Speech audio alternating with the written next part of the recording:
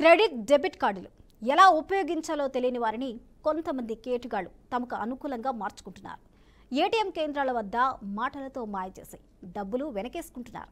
ఇలాంటి ఒక హైటెక్ దొంగను విజయవాడలోని కృష్ణలంక పోలీసులు అరెస్ట్ చేశారు.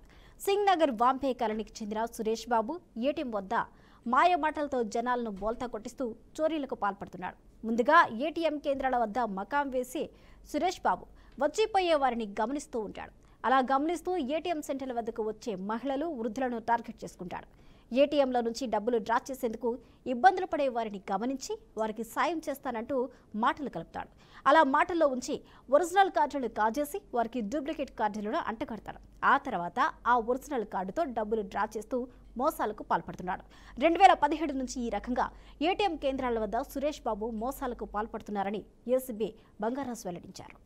12/12/2024 మన 2 days బ్యాక్ మన కృష్ణలంక పోలీస్ స్టేషన్కి ఒక కంప్లైంట్ వచ్చింది. భాస్కరపేటలో ఒక ఏటీఎం మార్చుకోవడానికి ఒక పర్సన్ వెళ్ళారు.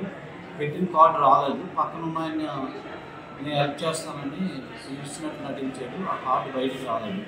బయటకు రాకపోతే ఆయన బ్యాంక్కి కంప్లైంట్ చేద్దామని వెళ్ళాడు. కారణం ఏంటంటే పక్కన ఉన్న అతనే కార్డు రాకుండా దాన్ని చేశాడనమాట. బయటికి రాకుండా అతను ఏదో పోయినా చేసిన వల్ల కార్డు బయటకు రాలేదు.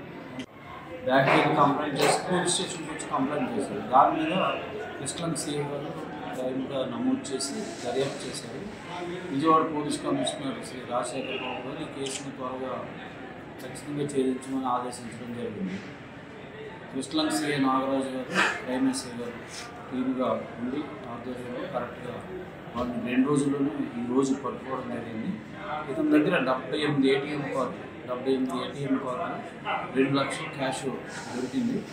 ఇతను సుమారుగా 25 నేరాల్లో ఉన్నాడు.